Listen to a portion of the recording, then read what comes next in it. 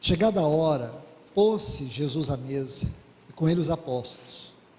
Disse-lhes: Tenho desejado ansiosamente comer convosco esta Páscoa, antes da minha paixão.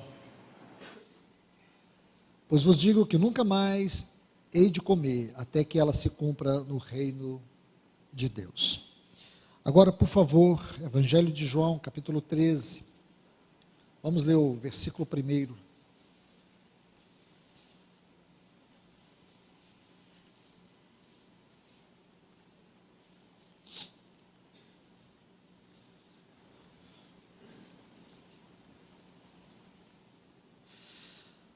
Antes da festa da Páscoa, sabendo Jesus que era chegada a sua hora de passar deste mundo ao Pai, tendo amado os seus que estavam no mundo, amou-os até o fim. Oremos.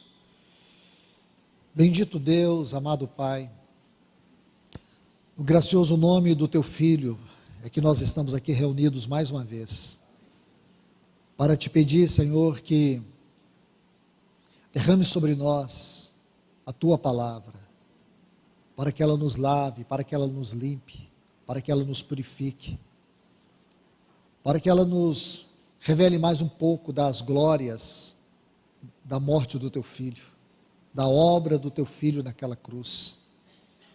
Senhor, nós estamos aqui reunidos em torno da Tua mesa.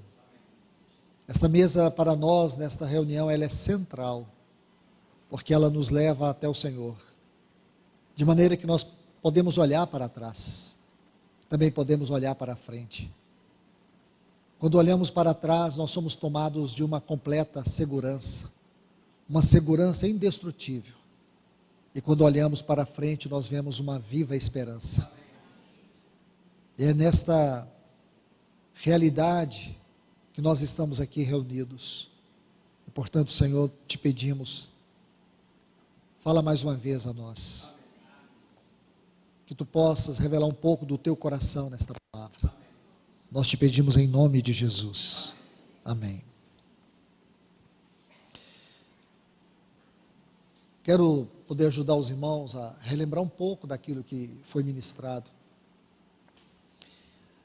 Me lembro que da última vez, a ênfase estava sobre os 6 últimos meses do ministério do nosso Senhor, quando Ele desce ali do Monte Hermon e vai até o Monte do Calvário.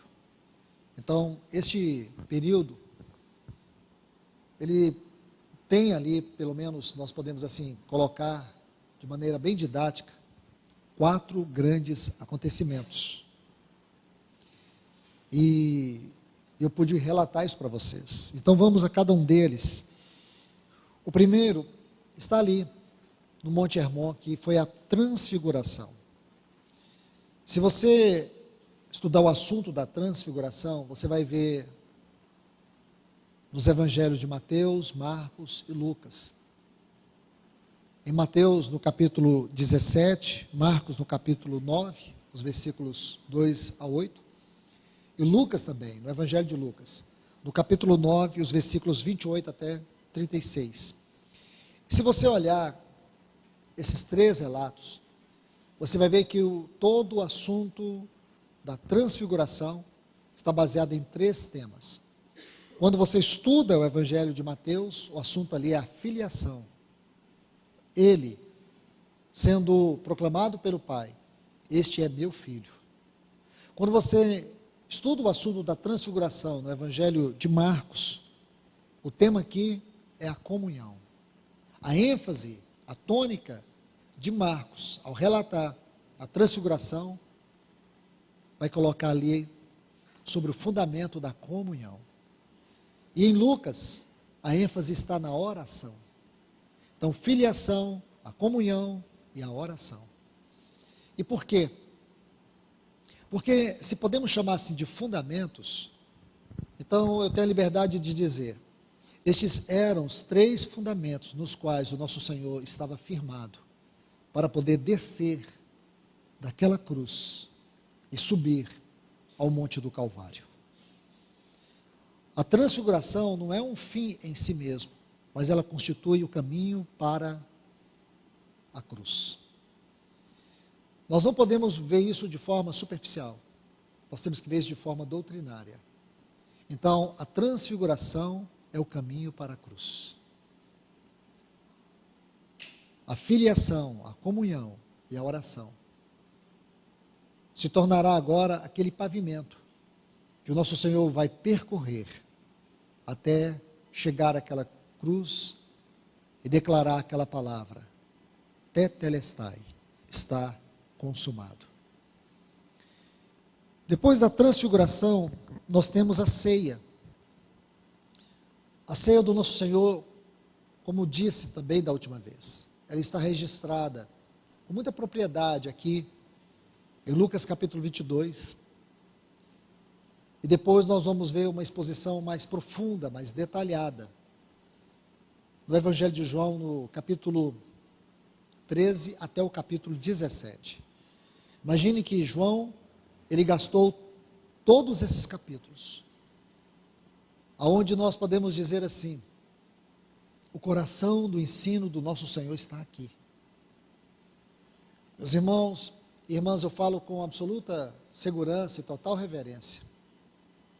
Se você ler todos os evangelhos, e quando você chega no capítulo 13, vai até o capítulo 17 do Evangelho de João, você há de concordar que o coração do ensino do nosso Senhor se encontra aqui nesses capítulos. Capítulo 13 até o 17. E ele termina essa porção, essa parte tão gloriosa da mesa, fazendo aquela que é a maior oração de todos os tempos. Uma oração que toca o trono, uma oração que toca a eternidade. E digo para vocês, meus irmãos e irmãs, é por causa daquela oração que o bendito Deus e Pai de nosso Senhor Jesus, porque Ele ouviu aquela oração, eu e você temos a alegria de estar nesta mesa, nesta manhã. Então, todo o assunto da mesa se encontra aqui. O terceiro fundamento é o Getsêmani. Quantas coisas nós podemos ver aqui nesse Getsêmani? O Getsêmani é o sinônimo do cálice que ele começou a beber. Falo para vocês mais uma vez, com muito cuidado, com total reverência. Aqui no Getsêmani ele já começa a experimentar a dor da morte, o pavor da morte. Tudo aquilo que a morte significaria para ele, naquela cruz, ele começa a experimentar o pavor dela. O capítulo 15 de Marcos chega a dizer que quando ele estava ali orando naquele Getsêmani, ele caía. E a palavra ali para nos falar sobre aquelas quedas do nosso Senhor, é uma palavra que descreve uma queda abrupta, um desabar, um perder forças, porque ali ele começa a ser tomado pelo assombro dos nossos pecados diante da condenação da morte. Essa luta interior dele foi tão grande, que o seu suor começou a transformar-se em gotas de sangue, ele passou por uma hematidrose. Ali ele estava tomando o cálice. E esse cálice, como eu disse, ele tem pelo menos 4 ingredientes. O primeiro ingrediente era a apropriação antecipada da culpa, que era nossa. A culpa que era minha. O segundo ingrediente é o cálice da ira, sem misericórdia. Ele passa a tomar o cálice da ira sem misericórdia, para que eu e você hoje pudéssemos tomar esse cálice da misericórdia, sem a ira.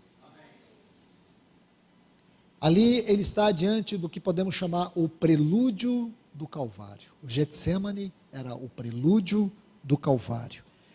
O terceiro ingrediente desse cálice era a agonia profunda do senso da ira de Deus, que devia ser contra nós, e que era contra nós. O destino daquela ira era contra a minha vida, contra cada um de nós. Agora você imagina, ele se coloca naquela cruz, naquela morte, como também naquela oração no Getsemane, ele se coloca entre nós e Deus. Quando ele diz assim para Jerusalém: Jerusalém, Jerusalém, que mata os profetas.